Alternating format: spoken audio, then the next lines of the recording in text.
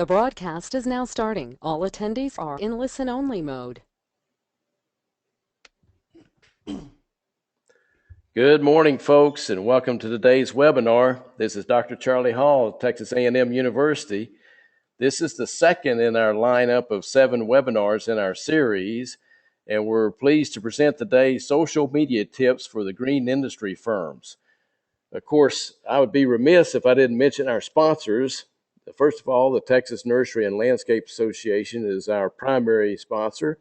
And then, of course, we have some little bit of funding that we receive from the Southern Region Risk Management Education Center that's based at the University of Arkansas, who's also a sponsor of this webinar series. So the logistics of today's webinar are pretty straightforward. We have everyone should see their control panel up in the upper right-hand side of their screen. And so to operate that control panel, you can do several things. With that orange button, you can open and close your panel if you need to. And then you can click on View at the top. You can see the View button. You can see I'm circling it with my cursor right now. You can click on the View button and make the screen full screen if you have trouble seeing your window. And then if you want to switch your audio to a telephone, it's a matter of just clicking that radio button and say use telephone and dialing the number and clicking on that audio pin. Otherwise, everybody's muted today, and so we won't be able to hear you even if you are using your microphone and speakers. So that's not really a big issue. Now, if you have questions today, we're going to probably go about 29 minutes and 48 seconds in terms of the formal presentation, and with some Q&A at the end. If you have a question, just go ahead and type your question there in the question box, and I'll be monitoring that and asking Jeff some questions at the very end. Now, I will say that we've got 4 very short evaluation questions, and we'd love to get your feedback on today's webinar after we're through. So it'll take you all of about 1 minute and 20 seconds to fill that out, so please do so. And then if you happen to have to break away or you've got colleagues that you'd like to see today's webinar, you'll receive an email within 24 hours. The system will send you an email with the recording of today's webinar. So you can view it again, or you can share that with others.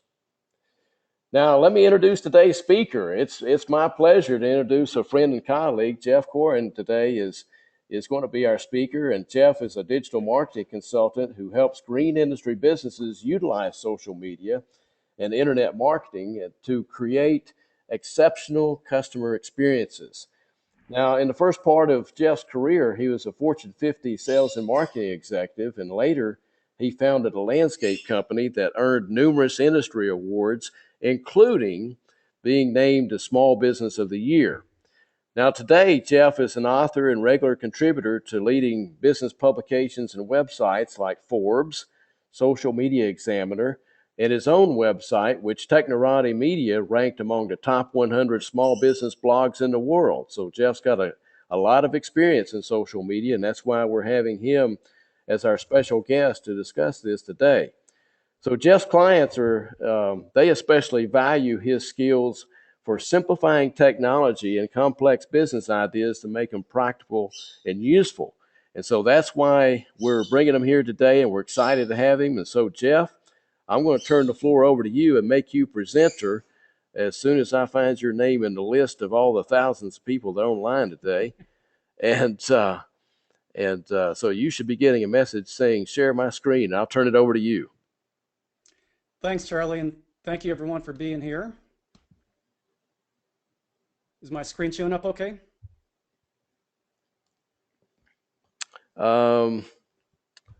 Yes, it is. Go for it. Oh, excellent. Okay. Alrighty, so here's what we're going to do today. I have a series of tips and ideas. I'm going to start out with kind of what I think of as foundational information that is vital for using social media well now and into the future, meaning as things continue to change, as they will, this will kind of help you to anchor your practice. So these are more strategic tips, and then we'll get into specific tips with respect to some of the major networks. So first and foremost is to keep in mind that search drives the web. The web exists primarily for one reason, and that is to help regular people find solutions to their problems. And so when you keep in mind the fact that the web is designed to serve people, not businesses, people first, you want to be connecting with the right people, aligning your business with them, and we'll talk about how you can actually get them talking up your business and actually literally doing your marketing for you. So my first tip really then is to embrace that concept and do what I call designing your business around social. And I think one of the best examples of this is Apple Computer and how they transform not just the computer business, but also retail in general by creating an environment where people wanted to be touching the products and bringing their friends, and they created the social environment. And you'll have to think about how you can do that in your business. But the idea is that the old model was this top-down kind of bureaucratic way of developing products and services and taking them to the market and looking for customers. Now it's the opposite. It's going out to the marketplace and engaging with people and striking up a conversation and learning about them and earning their trust, and then from there developing better solutions, which actually makes them a lifetime customer. So now I want to talk about social graphs, because this is a very essential component of how all of these social networks work. And it's probably something you haven't heard about, but you need to know about this. What is a social graph? On each and every social network, you have a profile which has information about you. You have people that you're connected to, and then you obviously are sharing what they call social objects amongst those relationships, meaning videos, information, photos, and so forth. So the social graph is basically a digital map, or you can think of it as a matrix. And if you've never been on social media at all, your social graph is empty on each and every network. As you begin to gather friends, you create nodes that connect you with other people. So by having one friend, you're not just connected to that friend, but you're connected to everyone that they are connected to. And as you share information, you help to build out these graphs that basically describe who you are. And so this is why people need to get over this fear of privacy, because the more authentic you are, the more visible you are, the more accessible you are in the social networks, the more readily your social graphs will be filled out.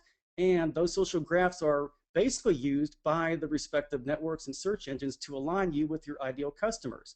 So in other words, the more complete you can be digitally, the better you can tell your story, and the more likely you are to be found by those customers who are looking for who you are, which is basically the ideal solution to their problem. What I'm going to do next is show you a short video which will give you kind of a more tangible description of what the social graphs look like specifically on LinkedIn. Hi, I'm DJ Patel, the Chief Scientist here at LinkedIn. One of the top questions we're asked as data scientists is, what does my network look like? With LinkedIn in Maps, now you can visualize your network. The first time you look at your map, you'll see different colors. What does each color mean? That's up to you. Hover over contacts in the same color group and try to figure out how everyone knows each other. Each color represents a different group within your professional world. On the legend, you'll see each color. Fill in the legend by labeling each color and share with your network. Maybe it's a place you've worked previously. Maybe it's a school you went to. Or maybe it's friends and family. It could even be a conference you went to and connected with other attendees. You'll see people that share connections between your professional worlds. See an area that's underrepresented? Add more connections to make your in-map better represent your real professional network. So try it in Maps today. It's your professional universe visualized.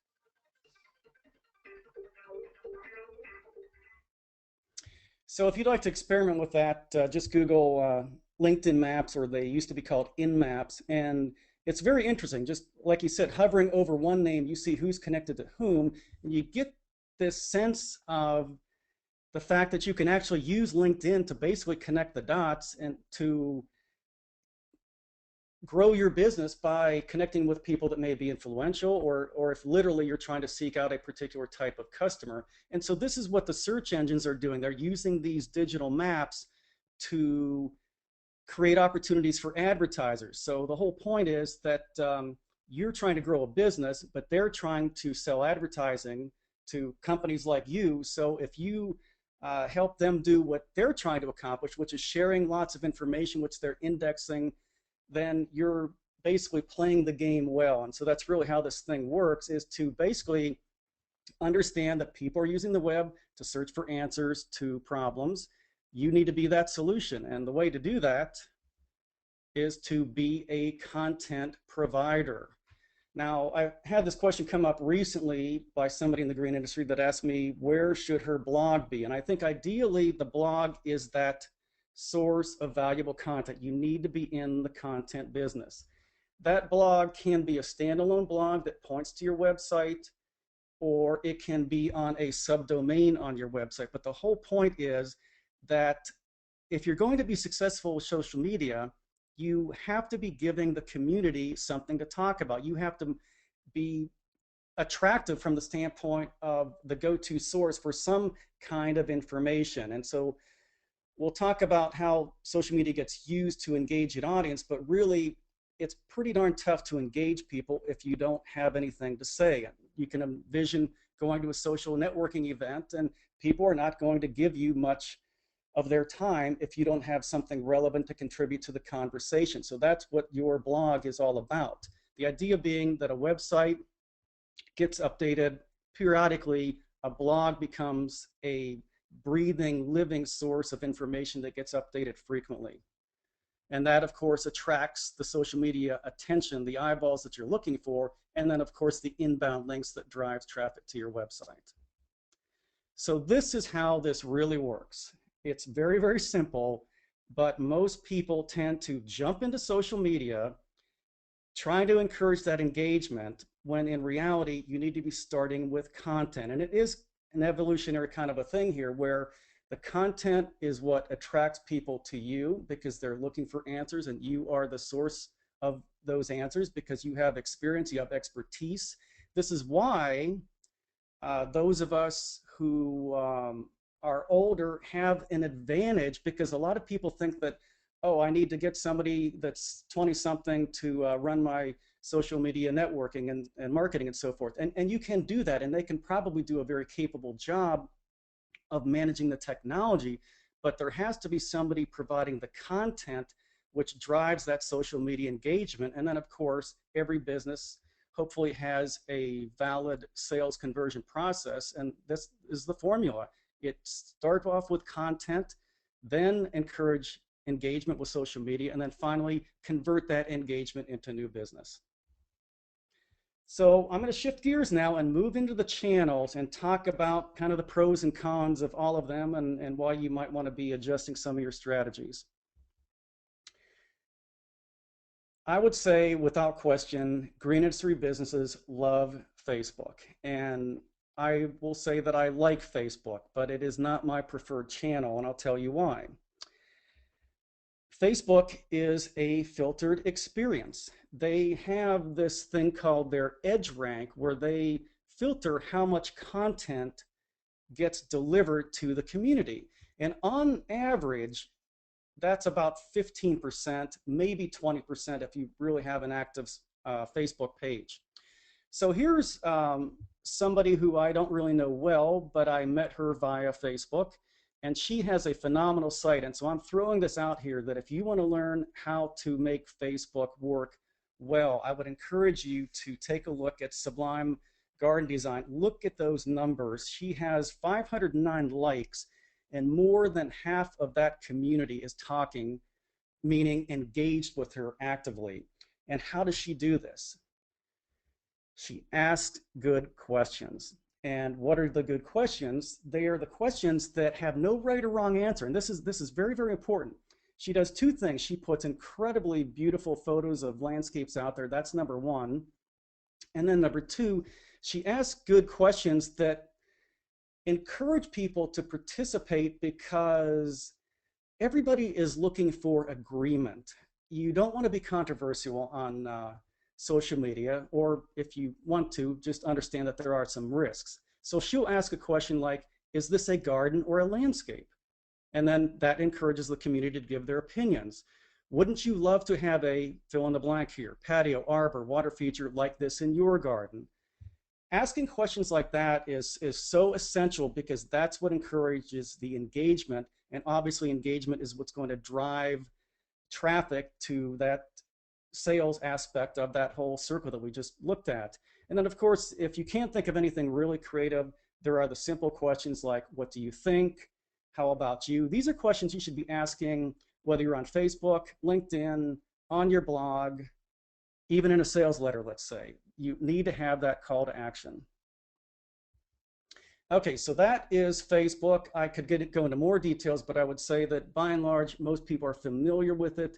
They're just not getting the engagement that they're looking for. And so that's why I put that out there as go take a look at that site, and I think you'll learn a lot. LinkedIn is becoming one of my preferred networks from the standpoint that in addition to not being filtered as Facebook is, it is completely searchable. And most people need to learn how to get those keywords on their personal profile. And then, of course, if you don't have a business page on LinkedIn, things are rapidly moving in that direction. I don't yet, but I'm planning to build one. But basically, as the founder of LinkedIn has pointed out, no business has ever given you business. It's always a person that gives you business. So the starting point with LinkedIn and pretty much every other social network is to understand that it's people doing business with people. So you want to be findable, you want to be using your keywords wisely. And I'm going to show you a short video next that'll show you how to do that, and then also how to do some other interesting things with respect to bringing in video and bringing in links to your websites. So here we go. I'd like to now show you how some of these features work in LinkedIn. So I'm at the home page of LinkedIn, and I'm going to plug into their search engine the word furniture, and you will see that it serves up suggestions with respect to connections, companies, groups, and skills. So let's click on this one right here. And you'll see that in his heading, he's using the word furniture more than once. That's one reason why he's coming up higher in the rankings. The other reason is that he is connected to a friend of mine. So via our social graphs, LinkedIn makes the assumption that there's a more relevant reason for him to be connected to me via that social search. Now let's go to my profile, and you'll see that I'm using words such as digital marketing in my heading, small business, that's my core audience, marketing again, keynote speaker, the word speaker again, the social media, that's in my heading. And then of course I'm reinforcing that below in my title. Now let's look at how the anchor text works with respect to those websites. The defaults that you get from LinkedIn are things like company website and personal website. And if you make those choices, that is your anchor text. Whereas if you use other, then you can plug in keywords of your own, which gives you much more valuable links. So I'll cancel out of that.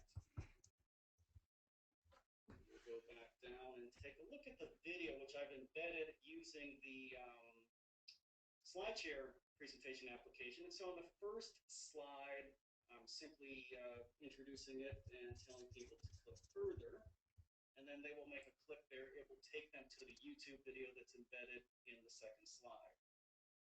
So we'll pause that. Down below in that same application section, I'm bringing in a feed to my blog. Here's experience at the companies where I've worked, and so on and so forth. And then down below, we've got the skills and expertise. Those keywords are really valuable in helping you to be more findable on LinkedIn. Okay, before we go to Google+, so a few things. If you go to my site, which is jeffkorhan.com, that's jeffkorhan.com, there is an article there that is entitled something to the effect of 10 LinkedIn tips for building your business. And I'll show you how to find that at the end of this presentation. But it has more videos that shows you how to find the apps, such as that SlideShare app. And I wanted to explain that anchor text is a link that Google uses to help businesses find you. So the point of that thing was that your sites are now searchable within LinkedIn and on Google. And then also, just know that it's all about keywords. Think about LinkedIn just as you would think about Google and using keywords. So for example, I was the owner, founder, whatever you want to call me, of my landscape business that I sold about 5-6 years ago. I went back and changed my title to marketing director. I own the business. I can call myself whatever I want, but the whole point was I wanted that word marketing, which is what I do now, in that title, because that's one more keyword that helps me to be more readily findable on LinkedIn. Okay, so the last channel we'll talk about is Google+. This is one of the channels that everybody says there's not much happening there. It's new. Why should I be doing this? I don't get it. Everybody's on Facebook, Jeff. Look, 66% of search in the United States is controlled by Google, 80% in Europe and other parts of the world. They basically determine whether or not you are findable on the web, and they are making Google Plus the linchpin of all of their properties, of which there are hundreds. They did something very recently, about a few months ago. They moved all of the Google Place pages into Google Plus, effectively doubling the size of that community to nearly a couple 100 million, if the people that own those pages are on Google Plus looking for them, or managing them rather. But of course, many small businesses are not. But the point is that if you want to be findable within search, you want to have a presence. It doesn't necessarily have to be active, but it has to be a presence on Google Plus, because this is where things are moving to. And I'll just say this because I really honestly believe this, that right now it is mostly the tech folks using Google Plus. But if you get in there now, I did this with Twitter when it started many years ago and so forth, you will be drinking upstream from the herd when they all start to jump into this, which I'm guessing is going to be in about the next year or so. Right now is a chance to be building your community, fixing up that page, and making sure that you've got a solid presence. So the step number one with Google Plus is to have a complete profile, and there are all kinds of things you can do creatively. So instead of an introduction, I picked up a little tip about suggested circles to put me in and listed those here. But here's the magic of Google Plus, is to have all of your links here. And so on the left, I'm putting hyperlinks in back to my site using, again, anchor text that talks about me being a speaker, doing small business marketing, and so forth. On the right, I brought in the feeds to all of the places where I publish content, Lawn and Landscape Magazine, my site, all of my social networks. What I am doing, what everybody is doing that fills out this profile properly, is telling Google, hey, here I am. This is where I publish original content. Help me help you deliver the best information about the green industry to people in my local community that are looking for it, so that I can gain more customers that way. So hopefully that's pretty simple and straightforward, and that is the main reason to be doing this. And then of course, to make sure, and this is where I made a mistake and did not push this button properly, but make sure all of your messages are public, because that way they are findable on the web. And so nearly everything on LinkedIn is indexed by Google. Obviously, all of what is published on Google Plus is indexed by Google. None of the personal information on Facebook is indexed by Google, because there's a wall that Facebook has built around that so that they can control the environment and sell advertising space. So that's something to keep in mind when everybody's chasing likes on Facebook, but I think in reality, you need to have a balanced approach to this. Okay, a couple of last kind of minute tips. I wasn't sure if I'd have time for this, but we do. And that is to get ready for mobile. And this is going to surprise a lot of people, but my first aha moment was when I was on vacation in February, and Playa del Carmen, which is essentially a photo of what you're looking at. It's a town in Mexico that is both a tourist town, but also a real city. And I was astonished by how everywhere I went, everybody had mobile devices. I mean, iPads, iPhones, Androids, everywhere. And even if you went into a little restaurant that had, say, 4 tables, they had Wi-Fi. And I was actually talking to a friend of mine over the weekend who does business in China and other parts of the world. And what we both realized is that these are most people's first computers, these mobile devices. And so we're not seeing it, we're just not aware of it here in the United States because of the fact that we kind of grew up with computers, we have laptops, we have desktops. But the truth is, more than 50% of all local searches are being done on mobile devices these days. And in fact, I read an article over the weekend. I guess Dell Computer is getting ready to report their second quarter earnings. And the article was, "Stick a fork in it, Dell is done." Dell is a $60 billion company that evidently is going to show a lot of red ink because they did not believe that the PC would be irrelevant. Well, that's happening in a big way. Things are moving towards mobile. And so what you want to be doing is optimizing your site for mobile and really be thinking about the fact that people are doing more activities on their mobile devices. And so where they are is relevant. When they are online is also relevant. So this particular slide here is showing when people are online using iPads. Notice that during the workday, they're not. So you need to be thinking about timing when you're publishing content.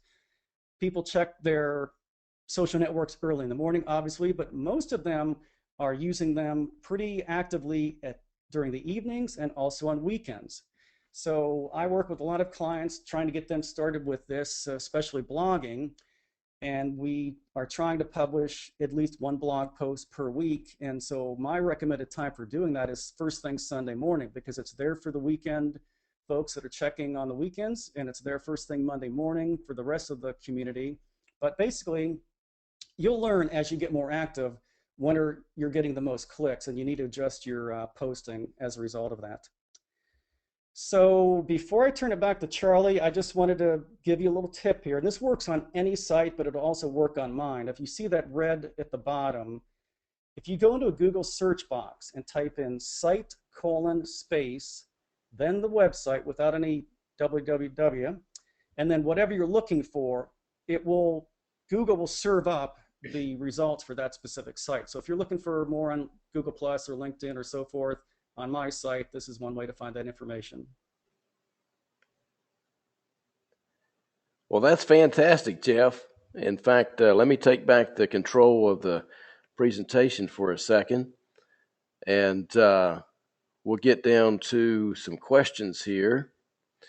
And actually, we've got quite a few comments during the presentation. Most of those are oriented around the fact that they said, like, bring Jeff back. This is great stuff. Let's do this again and go into more detail on some of the social media sites. So you already got a good reception. So one of the first questions that we've gotten says, for those of us that don't have a lot of time to invest in social media, can you recommend a tool that will help us encourage the engagement you've been talking about? What do you say, Jeff? Well, there are a lot of tools out there, such as Hootsuite and so forth, a lot of people use, but I have personally found them to be a bit cumbersome, too many columns to manage and lots of things jumping back and forth. I think one that small businesses should really take a hard look at is Nimble, spelled like you would spell it, nimble.com. This is a CRM, a social CRM. And the problem with CRMs is you've got to put all the data in it to make it useful. The beauty of Nimble is they suck in all of your contacts, let's say from Google Contacts, from your Gmail account, from any number of places where you might have that information, maybe another CRM that you're using previously. They also bring in all of your email, and they bring in all of your social connections. And so from one dashboard, you're able to integrate email and social And let's say somebody likes your Facebook page and you communicate with them using Nimble, you can click another button and instantly add them to the database. If it's just all there. And so I find it really, really handy. It's been out for a few years. It was a little buggy at first, but I'm finding that it's working very smoothly now. It's free for a few thousand contacts and then a small fee after that to have, I think, up to like 30,000 connections. Cool. Well, another question that just came in is how many different social networks should you be on if you're already active on Facebook and Twitter? What do you think about that? If you're active on Facebook and Twitter, that's a pretty good balance there, but I think you need one other, such as Google Plus or LinkedIn, that gets indexed by Google. Twitter used to have an agreement with Google, but they have discontinued that. And so what's happening now is all of these sites have a lot of money and a lot of power, and they're making new deals and so forth. So this is sort of like investing in the stock market. I think the more diversified you are, the less likely you are to lose the traction that you build up. Let's say if you put all of your energy into Facebook, which I think is an absolute not a smart thing to do. So have a balanced approach and spread things around, but not. I focus on Facebook, LinkedIn, Twitter, Google Plus, a few of the others, but I don't think you need to go super crazy with this. What I do think is, without question, as I mentioned, content drives all of this. So you really, if you're not blogging now, you really need to be, and there are ways to do this without investing too much time. But I'll be perfectly honest, it does take some time, but that content lives forever, and you own that content if it's on a URL that you own, whereas you don't own anything in LinkedIn, Facebook, Twitter, and so forth. So that's something to keep in mind. Yeah, that's a good point. Jeff, this is a question all the way from Italy. It says, "Hi from Italy. The question is, how do we promote culture and interest in flowers and plants in the new generation, or to the new generation? Should this be individual or collective initiatives?" That's a good question. That is a good question. Well, what I would be doing is starting off by monitoring what people are saying and using the networks to search. As I mentioned, LinkedIn is very searchable, but finding out where these people are hanging out and trying to engage with those conversations. I'm actually just writing an article about this. I mean, that is really the key. As to there are a lot of people online now. They're using these networks to have conversations, and what you really want to try to be doing is to somehow engage with them. If you can do that, then you can learn a lot and you can be responsive and adjust your business accordingly to accomplish the things that this person asking the question was asking. And so the challenge is, research proves this, most people don't trust businesses. So what you really want to be doing is kind of being a valued resource, sharing useful information, searching for problems. A great way to find what people are looking for is to go to the comment sections of some of the top blogs. And if you want to find them in your industry, there is a service, alltop.com, alltop.com, where you can search for those. Learn from some of those other comments, respond to those, and you become the source that eventually gets indexed by Google. And that's one avenue. The other avenue, of course, is just to participate in those conversations. Yeah, that. And another point that came in just now through the question box was a comment that said social media is a communications tool. So it's not a matter of how many or how diverse. It's about what are the best tools for supporting specific communications objectives. And I think that's a very good comment. Right. See, people use it as well. A lot of businesses that are not skilled with it yet are using it to broadcast their company message. And the truth is, nobody cares what you have to say about your company. What they care about is their situation, their problems, and they're looking for answers. And if you can be the source of those answers, now you're going to be able to engage with that conversation. Exactly. Another question is it fine to start a Google Plus page but not be active, i.e., responding to customers? I would say yes, because your customers probably are not doing much on Google Plus. but having that page, because you need to capture that name, there's a specific URL that comes with it too. So it's a good idea to do that. I would strongly recommend doing that. But if you're using it at all, they have a little thing that pops up that'll tell you if there are comments there. So on the bar, at least if you're using Google, will tell you if there's an additional comment or a new follower or whatever. I probably go in there every couple, 2, 3 days and make some responses. And I think most people understand that. For most people, it's a secondary channel. But the idea is that there are different communities or tribes, if you want to call them that, on these respective channels. And so having a distributed presence helps you to engage with people in the way they want to have that conversation. Yeah, exactly. So another question is, what experience do you have or recommend with Pinterest? I don't have a lot of experience with Pinterest, but I'll give you a tip. Probably the most powerful one I've discovered is once you name those boards, you can't change that name because you will kill all of the links that you've developed. And so that's really I can see the Pinterest being extremely valuable for the green industry because it's obviously it's visual, and visual is really powerful on Facebook. I find that there's a certain, that there's a certain demographic using Pinterest at this point. And so it's entirely possible that it will continue to grow, but it's also possible that when Facebook decides to engage with Instagram, which they purchase for a big amount of money, that they will have something that will rival Pinterest. So once again, have a distributed presence because you don't know exactly who's going to be leading the pack down the road. Okay. I'm still monitoring the questions, and they keep coming in. Another one is, how can we use the social networks to get the message out that fall is for planting or save water, plant in the fall, or some similar message? Good question. The way to do that is to write a blog post, let's say, about watering tips or fall planting tips, something to that effect. People love lists. They're searching for information. If you Google any relevant term in a Google search box, it always serves up the prioritized things that people are searching for. So that's one way to find out what people are searching for. But you'll find out all the time that they're looking for tips and advice before they're looking for companies and things of that sort. So once again, by writing something that is the answer to a specific question that's being asked and then circulating that is a way to connect with people and have them ring in your phone. I'll tell you, it works for me. I mean, 80% of my traffic comes from raw Google search, and it's a result of having been blogging for 6 years and doing it, whether I feel like it or not. It is incredibly valuable. It puts evergreen content out there. I get 90% of my clicks every single day are on articles I wrote last year or the year before. So that's really a way to do it. And you write an article that resonates with your community.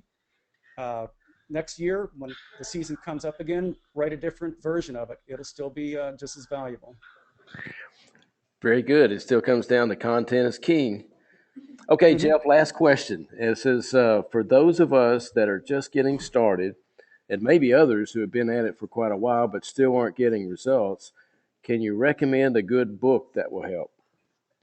Absolutely. Well, actually, the book I'd love to recommend is the one I'm writing now, and I've talked with you about this, Charlie. It's the working title was Designing Your Business Around Social, and that ought to come out sometime next year. And the reason I got the attention of the publisher is that they realize that all of the books out there in social media are predominantly written for people like me.